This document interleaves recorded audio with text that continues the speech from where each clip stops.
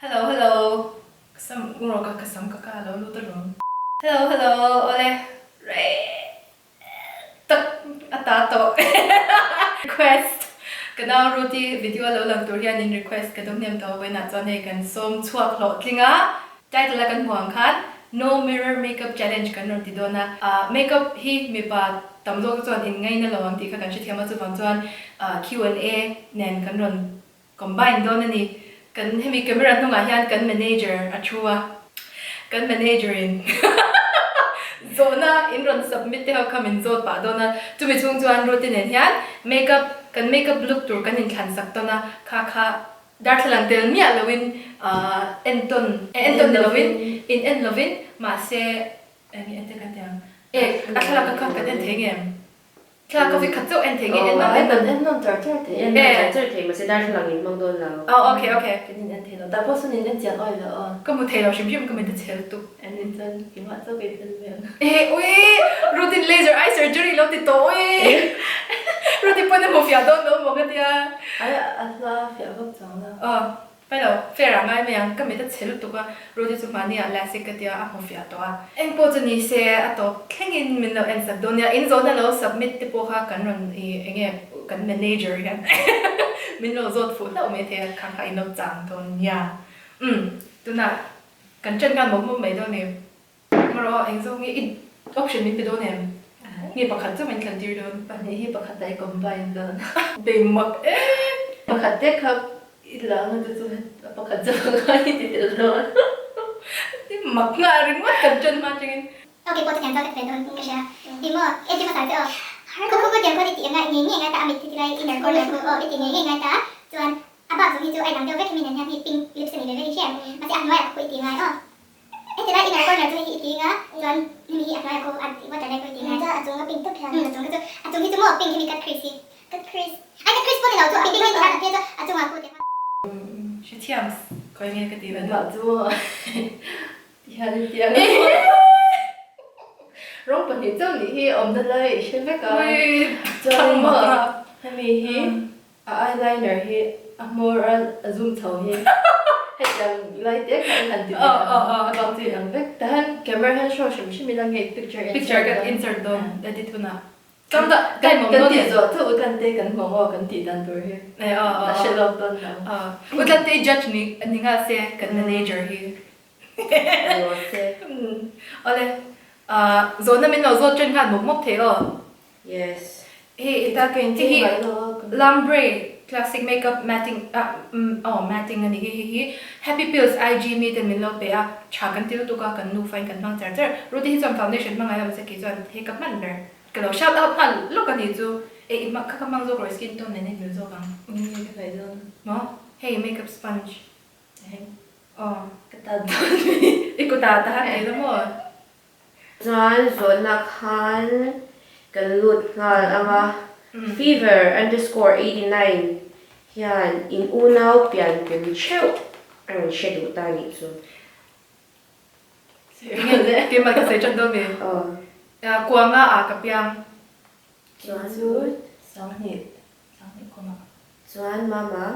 sang ni le panga kum nga choi ka in thao min ron zo ta pe ti chu ti sha tang chu tak chu lom no mirror makeup challenge ni na chan ni bet lom don chu ti cái đó mình nghe là cheu chuan fever_89 tho hian mizoram ma inom char to do na mi inau te ho te po an ti boka in chai the chuan inom char to do can concentrate the Zawhna phok an ngai hey tun na ya chuan he rampon han chwa tun na ro chu min ro nui me su rampon han chwa tum na ang kha chu kan na he plan a chuan ala om lo pa ma se enge kan te ber Joshua mình người xưa lắm bởi vì bảo mi kan te ber Joshua hi chu enge azir zer na te a career te po chwa du na chu ala nei mai the kha chu ka sei sa the ma se du na ri chuan kan plan thế á in su camera mình nói lúc thế ai ke kan do lo te mình lúc thế bữa tiên cái nói mày à cái nói chấm rồi sponge mang thiam lo mo sponge không phải đâu chấm okay And next question Ampui 1 2 3 4 5 yan. Ruth Zongte ran short la mu nang sia artia. Kha tak kha hay request kha tamani chu mo. Chuan hay kan non show ngal. Show ma Show zar to. Ui foundation ka ti to to. Ka tem lo zot muang lok ro cha zo na zo balang. Ai zo won lo atam to. Any mo zo foundation. Zai nai han Foundation chang se lo wa. Team is not done. Like barbecue. I can also so no comments. No, kan manager hit strict up tan. No comments. A barbecue ka siya, dasun. Alo, in ming hi kan la lam dik lo ni pon me la ngaidam don ya footnote ti tur mi footnote pasal nei lam te tum na yem ha ha itu. Ui, ti ha ka ti dor wa nan. Kima aron zot na ni do ber be zot ro. Kima IG a han ka bi zot na ka da. Pasal nei chu tu na mai chon na tum nai lo ve I enge ni kum lo ka pa in min bo ra sana. Hey, anti dei la he til serious emergency jang la ma se utlan te pon soi dui nei gringa. Abi kin he chia hian tiang zo nei kan dom tam bi kin ka sia. Hey kum eng mo ni chen kan ni nuwa hian eng mo hey 25 ang vel ta khalo pel dai la pasal nei tum na ti sei zo nei tam the tu kan ni chu ke chon ka soi she lo ka pa chet kan to ka kan nu fa 20 han bu kan chan thar do na bu chan thar don ve ya pasal lo va nei khai chung ko din mo na zir te po ani ve hi kuma tlin do wang no ta pasal nei thek lo na chan kha kan nom nei ve thei ni chu kha he chen kha chuan kha tiang zo na te kha chhan nom lo an lo ti ve pa thei ta I he in zo phong he close deuh chian close deuh in zo kha chu shan ni ta ma se he in zo phong am kha chu he kem te in sim ve chan ang kha hun tu na ya chon mo ka ti ni ma se utan te ngai dan in zo phong ang he pasal nei ve to ro an ti to pang te senior to han ti to pang chi te mo enge a phe na kan chung ko problem enge financial problem eng ma kan sia tom pui lo khan alo nom lo ve the ka mi zo na dong tu te tan khan mo Malaya pi le puten I adlaya pasal nei hi a fin kha ban ti kha chu tun generation a chuan khami kha chu kan thau kha to in a shata pa ka tu na ya pi chuan in I mani in settle fel phot nuwa hianin pasal na wi pasal nei chu a fin kha to zo ka chan chu enge fasha ten tampha shin ten tampha tu ka ni chu he tang zong zong ngai to ka chuan a mai ro chu tun tin huna chuan Essie chu pasal nei mei tum nai ala pulo ni ti kha kan chhan na ni ta selang chuan pasal nei tu me mi nei che tem ti zo na ka he atam tu ka atam mo mi ko cha chwa ku ve ko me ngai ni che thau ka mi zong zong zo tu te tan khanin kan chhan na nei chu kha lo ni ri se kha in lung oi zo lo ni cha Cái nên bự, mà sẽ cứ cái nên rơi đầu ấy đó là đầu mà. lo wi en he chu man thei la ka chan na min khai khom sa thiam to chu tiang ve so ani mi ta te ka du noi te ling ka sia Tên cái gì đó là chuan vinyl mal soma 75 hian ikumza chat acha kom soi she de pon pian ni le tha ta ti akumza kha chu a pian kumaron soi chang khanin lo chut ve to me ula ma se a pian ni le tha ta kha Essie chaw zo tu ra ka ngai Essie chaw kan han zo bi ka pian ni le kha ro pui te kin tu na lo so yang ka pian ni le tha chu mo October ni som pariat ani akum kha chu ni china han ka soi to ka kwa nga a ka piang ani October tha kha chuanin an address te po khan ron thon zur thei to ti na ni chu ti chuan lomi khyang si om to lomi underscore khyang te 023 yan tu na I zon na emo in na tho me aron ti ni an shi chak ki ma min zo tin na yes na kha Delhi ka na kha ka vlog ka han atela a day in my life ka ting ka title han ka ta ka interview ka pathian zara ka ting lawa cho ka ta jam ka thok chara chuan ka pa bo ra khan kan zo wanga mizoram ma kanon pe ma min chom chau ti ra heta ka thok chun zom chuan tu na ri chuan na ka thok lo exam te ka nei avangin MA exam ka nei do na atha pum tup khan exam ka nei avangin i nanen ti ko bahara chu wang chuan ka bang ri khati ang Zawhna lampang chi ron zo shim tu nei ei zon na in tho me ti te inge in tho in na nge ber nge I tho ti ron zo tu te zong te a chhan na a khani min lo pom sak don nia ti chuan ye ka tiang lampang zo na dang kha om thau tin na tho ya ma se ti khan kan khai kho ma nga yo we nei lo ti a har box ya shom we in so cha ka ping ka ni mi hi a chung he a chi ei ma soi lo tu kan ti ko ei ma soi lo tu ri ka chung he ka sai to la sorry so mi Zawhna tu na kan lo char ve thong no ngai khai ngai tha Essie Zawhna nia I be don changin enge ingai to ave chin inge ka ngai to mo inge ka ti ti enge ingai to ave chin ti be be don chuan we inge ka ngai to le ngai to ai ma chuan inge ka ti zong khan ke ma chuan thok chin ani do me tu ti zong mo chani san te chuan hey ngai to be don na kha chuan kan be don na kha kan ri ro lo khat khan mai ta hey be don line a tu engineer mai khatiang khan ka ri ro al hei thil dang de khan ka ri ro la shan be don na kha chuan be don na related thil vel khan alwa ta ni chu mi lo tu su le la ma chuan hey be don lai chuan ending ke chu mani in fact ni lo se kami zia hen problem solver ang hian ka in label ve deu problem ka nei chuan ei victim anga om hi ka du lo shim ka nung problem ate po victim angin ka in chan du ngai lo mi in min lo bully emo min lo nui zate mo po ni se min lo nui zat po ni se victim mentality hi nei ka du lo bur top chu wan chuan problem ka ma chone mo be don na ang ren ka nei chuan ending e kami ka sut kya nang ena po ending e ka ti riang ti lampang chawin ka ri ru thok chin chu wang chuan nya min follow chin tu te point siang mental health ka mai poi mo na chan chu mani ri ru tho dan kan thought patterns te ending e kan problem kan ma chon di te khatyang khan ka ri ru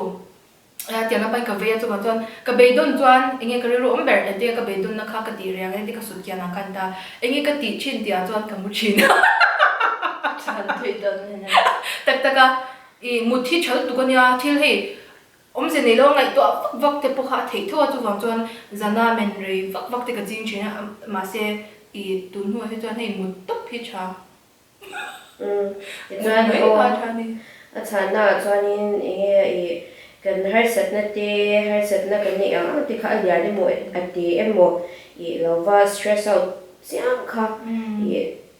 problem solve na ani lo ti kha a chan na khai khom na lo ni ta se Lavin Rose in Zawhna te chu YouTube video lama perfume itiral tum ho kha izwarta in ka shitsa deu than te ki ma deu li ra non en lawa ka zo na khan he routine na kan thala kha ka da ni chu shem kan pani anga zo masi ke ma aka ma chu ka ti wang ni mai the zo na kha ke ma nang maron base ka concentrate tu ka chang thei lo social letter in the journey perfume ka andi ti ra ta ti itiral itum ho kha izwarta in I routine en hian business account hey amingin kan nei ve thil chu kan zuar ren shan lawa zor tur kan nei changa kan zor chin ang khanya Ruth and Go ti Instagram a khata han ka zuar mo chuan atu ka zo mal description ate po allow da anga ni da ma po la nei zel tura ma yang lo va check out anga ti chuan oi moro love life a kan net le lokam leram siami hian ren shitsa tuka Andrew ne in don dan story aron ti ne khatel o emo atoba ma kanin ton dan chu kumsang ni le sompali a khan kerela kapa in doctoral research ti in oma kan chung kan oma ti tang kapa wang khan Andrew khan engineering ron zira I keni khachu district te ve angreng deu han kan oma anni chu khopuya Trivandrum anom ta chuan kum khata hian voi khat Kerala amizo zong te meet kan nei china ta chuan kan in tong sani sombalia Kerala Mizo Association meet khata kan chairman khan tuvak ma kan nei shiat polo wang khan in tlang in shiat po nan tlang ne na khan kan chut na ka men som gwal vela chuan ta han Andrew ka bula ron chut tira ta chung putara mo ka tia cái hoi chuộc lâu xìm xìm này tụi hắn cái chút giờ chứ cái bữa hắn làm chút tiền cái mà cái là giặc về bốc xia cho một lần thế cái mi tiếng chân ban tiếng chân là cái chia rút ục lệ var chia làm khá hả này chú hay tụt bên này chú hay puta hắc chi làm khá hả này chú cho nên cái mi chỉ là cái em khăn hay ban chín cho cái mù ngông chín chúng làm khá em bốc em là not interested ban cho putar ka chukpui mo ka ti zar zar atopa group photo kan na chuan akor ha ka chang han amani ti ka shele cha zari na chhan na khan boy na khen lo tu ra ma ya mo chan tu soi lo ke ni chu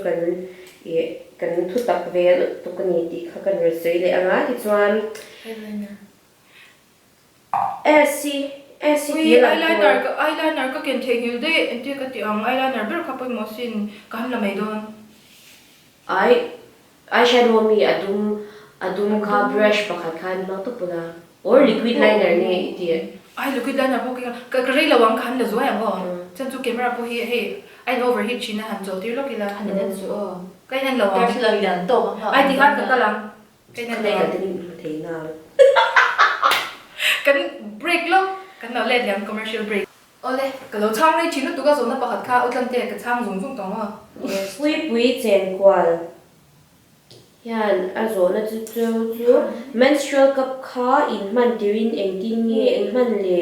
shiomem i amanda tur kha chu youtube a po ai demonstration tak tak amanda nang kha ti mai lai i machine tak salem ang khan kha ti te po kha enter om trong kam chon soi fia har ni chu mo chu trong youtube kha na tam mai how to use menstrual cup ti khan mai tam de om tu in mangyam in man tirin shiomem le ta man dir chuan a she om man chan lo ni wang khan mo atang e mo ka ti alom chu a bo mo ka ti bo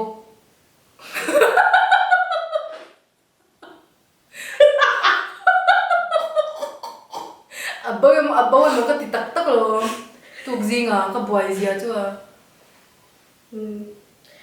chan lo mang chin le she ve mai lo ti na ni chu mom lalrin thari hau nar hian uzo hi inuna engang chi ni apoi mo in video ri ko kan en non zi ania atia chuan mo lo chang lo mom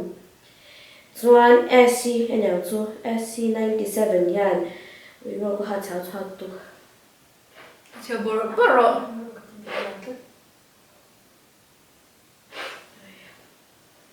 uzo wan Mizoram hi han pal dar te u Mizoram tour vlog ensak top aranti ani hi Zawhna chu ani mi alo ve a ka sha ka char dan khan uzo hi no na tiang che engang che in ya poi mo ti kha ron Zawhna chu ani uzo hi sai zong pon nui nga ka in nga na ka kul bing sang ka kul bing sang lại ka lung pui nget ni ka chan che ber te zi mi ni ti khan me ro se o ui cái gì đâu mà ui ka zuk sifu si sifu te ka tu dik ro sifu te jar sor tem mo ku sifu chuan real Stephanie di tak tin real Stephanie hian scooty khal I thiam mem aron tia Ruth tang thiam về tổ tụ mà xe traffic ở đó là thật lâu ila khan ya lo mo pa ta go ni ken to traffic khen man cái park đi đó traffic ken mai pa ka ke in kal fang chuan Essie khal thiam thiam ka mem ke in han kal ti na mo han chau khan mà nó về nè ti mo Essie khal thiam mem nang ka khat chak ve thei to ke po chuan Fakik Hall Shing 7 hian ron lang zing te in ngai om Ruti le mama hi khoi school or college ang nge an zom atia Ruti chan chi chú em sẽ đi vào cái nào chú Kendria video này em sẽ đi campus chú mà thấu oi va har si em he cat liner he Yvonne chân tâm nó tụi cái tụi nó chuan rimpui ro khum zo da chu khoi ve nga nge in om chuan khoi biak ina nge in loi arti ni Zawhna mà cần lôi book so no baptist to siya na kan loy man mani ko chak chan rin khom chi ni chu te to mai underscore underscore hian US Mizoram hian sarkar na ang vel te hi exam ve chinem chin lo chuan exam te itum ve em to han kol tho kwa guarantee ni ai kala exam ya lo katum lo bo ui thei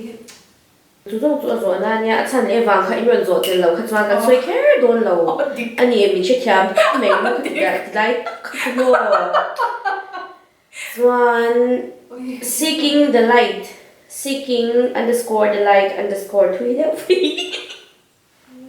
yani another question Andrew nen han in me ron dia ki ni po in me ti chang chu kan nei ve chin o so tian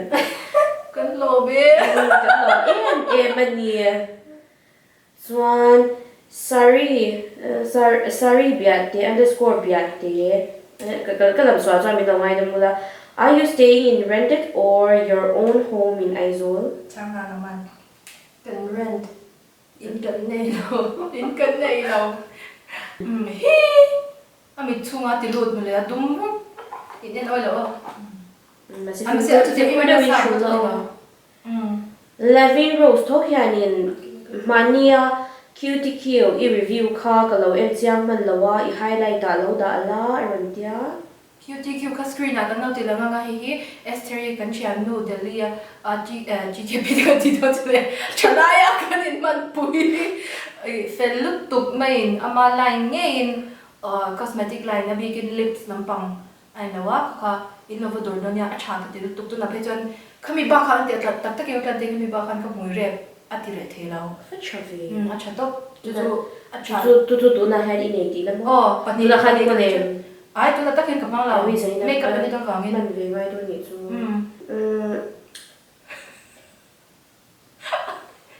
ok sai lo ma sai lo ma soi lo to e mon puya mon puya ti to na Ruth tinen eng ti khan nge in graduate atia chu azo na pakhat na anya chuan azo na pani na hi chu tu na enge in tho enge eng na nge in tho ati sei tu na ni ka ringa pa azo na pakhat azo khi Ruth ti khan in min chan saksela ke chu ni ko ma ka graduate to a u chu ke chu 2016 na han ka graduate to no highlighter hi ti ba ni to me nghe mình nói anh rất là có mẹ ai mặc soi đó là anh nuôi về sụp sụp anh nuôi rất cho nên anh nuôi riêng thấy khi được có phải là nuôi tốt rồi chuan azo na pani na kha tu na enge in tho lai kha esin sam ma sa sela chumi zo ru ti khan acha ve ru ti cha dan tu kha kan lo sa i ka thon nun ber am kha ka se me ngo in china han thon chan ka chu sei to ta thon nun ber ka chu Indian School of Development Management multimedia coordinator plus admissions executive aning thok in zo na te hi lo zo kim lo char kim ve ka lo zo sa ka ve cheu ha kan to ma ro chu a soi thui thei do ne ma wang kan ti to je lang chuan ru ti kha enge I tho ke chu le kha ka laser and the ui dai ka kiwin ka mok pala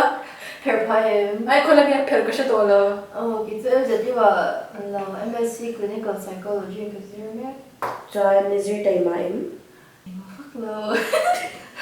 online chuan tai ma har du ai ma se ru ti hi le ka zir me la pon na ti chaze ani lo azir lai ko shi ngai lo shim azir nga em ya lo to mo za nai shem amu tur mo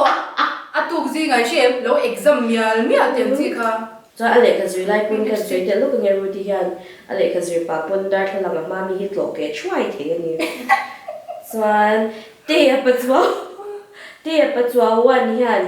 doctor ini em ran ti mau me ni ke ma min zo na mo ni lo mai Instagram 23 hian World Cup pa eng ram nge in chan atia ruti kan zon sa ka en no non ber ka chuan Brazil chan chu Neymar ase ka se Neymar starlight Neymar tel bang khan to ma se to mut lo ja anh đoán lại đâu này đó World Cup en lai am ka phok na thala tam la tak mà sẽ có một lúc hoa chuyện a phur bera ma se mu thum ha ber thin S nang World Cup en ngai lo wait to chelu tuk ti kan shia ke man ka feel the cái eyeliner đi lâu nó sao chứ không ai nó rồi in cheat lâu mua cái cô cái ring này đâu hết trơn ko tingi committee dik viau mi không có ai mà sợ cái sợ sợ ai me tingi ka chi tu mai tin na chan ka dik lu tu ka mi ke ma he sợ đón rỉ lâu chuan rin zwali underscore ralte hianin Zawhna pawh ni lem lo in chhung kwa hi in lawm anom hmel bik in ngei si by the way inui moi ran ti deuh chiai tu na lo lui le chiai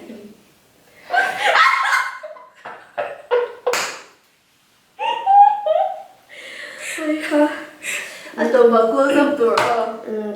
rin zwali ralte chunga han kan lawm em mi dang chunga pawh kan lawm ai tak takin kan lom karon wang na chu kan lom tan se pathian ma som na ni thì mình có gọi tuần Nyang hey look sino utlan te lo sino ko lashes by Priscilla Kyangte hey po hi kan mizo puingi na ama line fake false lashes asiama hey hi kan man tur hi aming chu love and light ti ni hey kan nawi na mang don thì mỗi lần có quay cần vợ làm tour nha ke po in en ne lo ko vai ka von tu nya cái chuyện in em không ani mo tia in digin en no kom vong ni mo lem tu chuanin oh my god Living Rose tho hian ui ha sorry lu tuk Living Rose hi ui adik lo perfume hi deacon de ve mei te soi fia thiam thei si arantia intia ti chan chi nge ni don perfume chu kangai na ma se he ko zuar thiam lo tu ga ba ka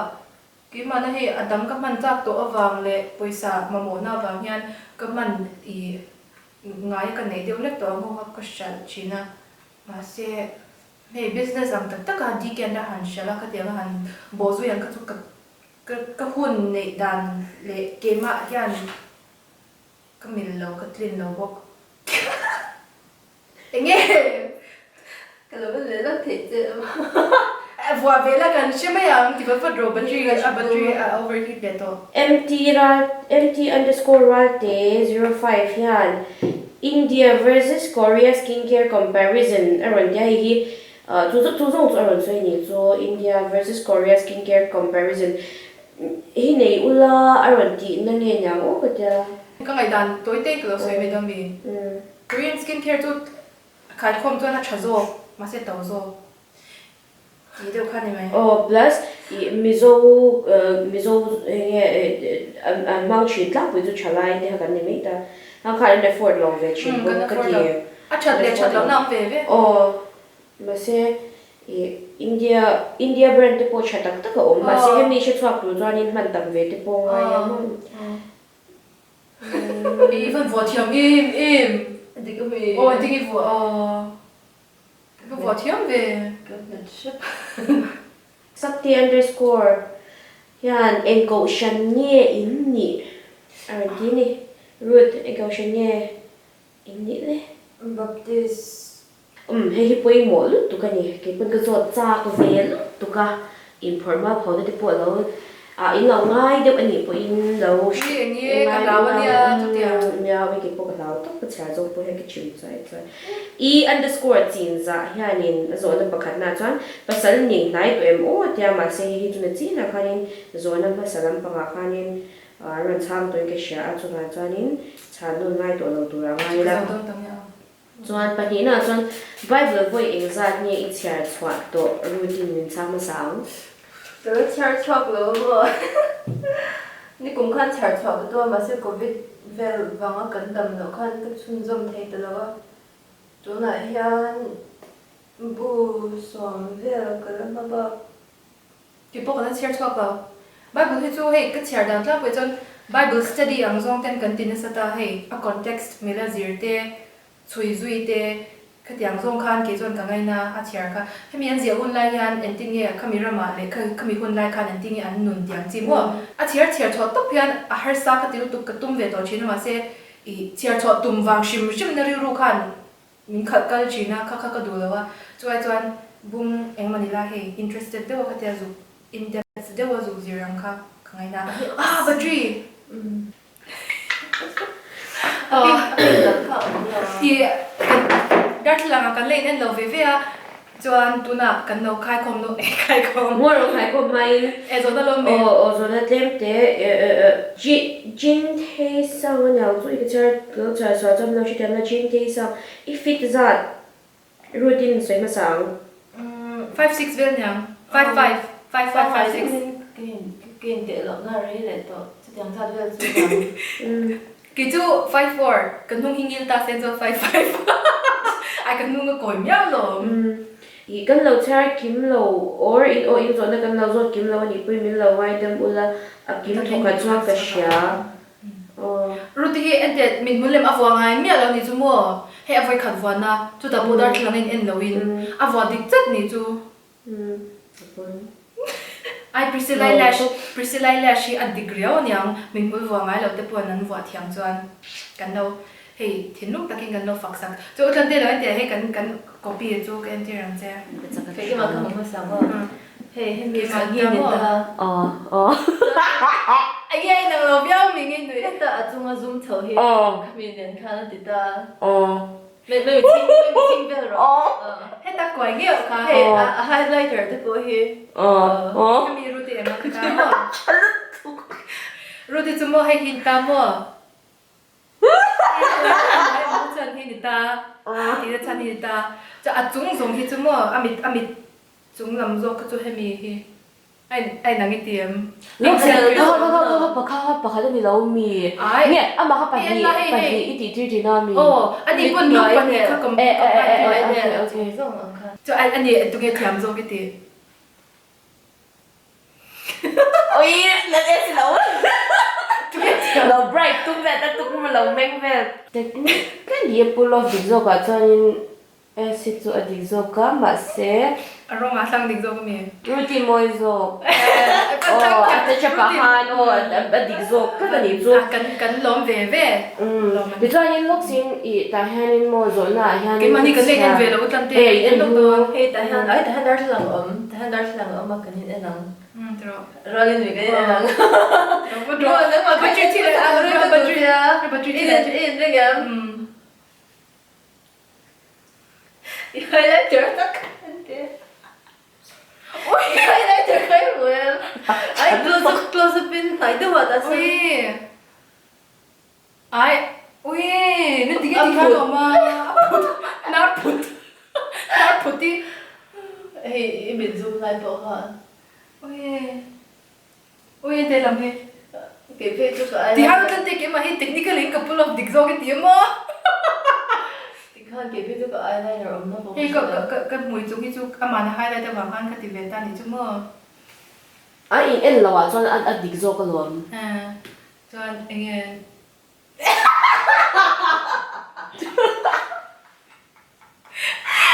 han rap thak em cái mình chúng nó bằng hình tiếng này ui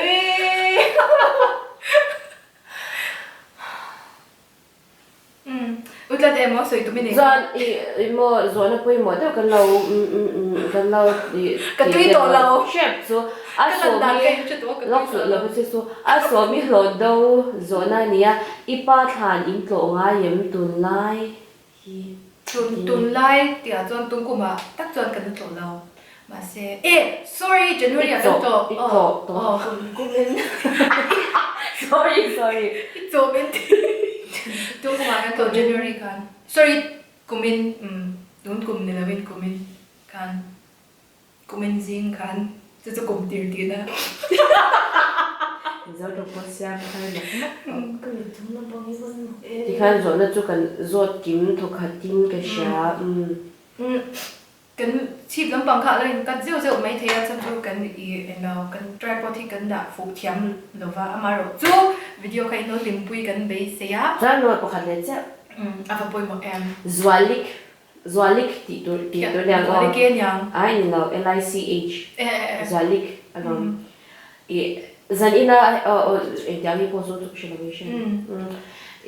tu na until ti la de po hian len hian in me em kat an me em a chuan chuan a zawna hi how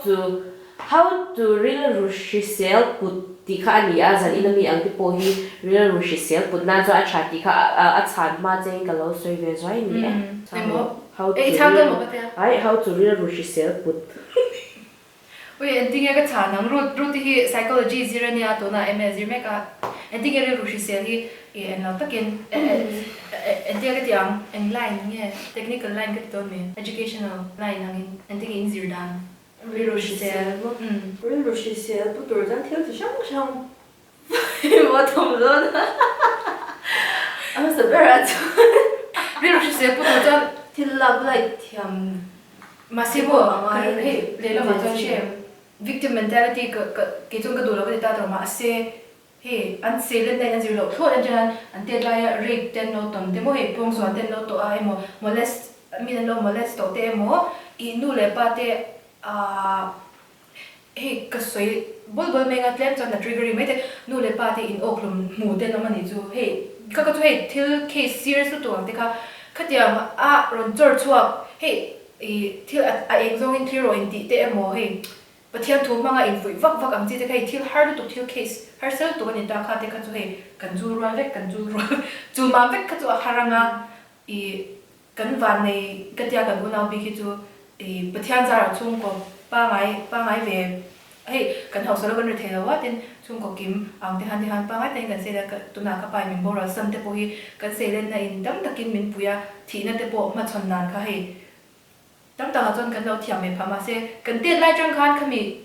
还是对张看到些人带来都那天那得不会跟多大的当的样，都那不像你 depression 得不跟内提没提，嘛些，比如说些不多做嘛你 initiate 这样，都爱个去 achieve 的 self awareness， 对，chhan那不可懂提了，如果就是要看你不zero你嘿，chhan那不可懂看提了，chhan看种种 experience 啊，包括你 subject 的 resilience 你的，本刚注意听呢，dingen yang resiliency utlang te mi do chungin ti bao kho a hey tor lui ve the tor chen na kha tor chen na ne bera so situation a po ani resiliency ani apian pui the min zir na chungin nge khapo kha environment external ina aron eno thong nge chan chu ru lam kai phai rai ga cho nen kin pian pui le kan che ve la mi in ko mai bo da nen ang ve hey pian pui en lo mi sensitive chi lung no deu chi no ve chi nang kha me pian pui sa ve che te changa he te ga te mi nem chi no ve ri ke puri ro nem chi ke ti ta ase ke ri ro nem chi ka pian pui ka ti wang khan engkim an no zo nga clear ze kha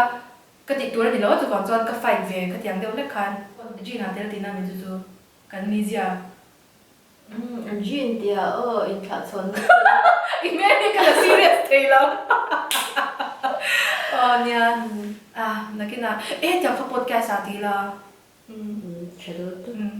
katia ga pangzong kha podcast routine den hian ani chu azir nya ke chu tui satlia ben to pangkha kanita in chiat chak zong te in nge thak chak zong te ni chuan tu da chon tan te kha to atok me kan do to ri me na video ari don ti ka sha ma se in do limpui ka chuan kan dan chuan thowa chu wang chuan lo du tok photila chuan utlam te chunga lo thu kan suya kan atel lo hian he video kan ti lo ting the do no min lo tel pui wangin kan no tak zat ni ole ka video dot ya kan ni mala thoi don ya bye bye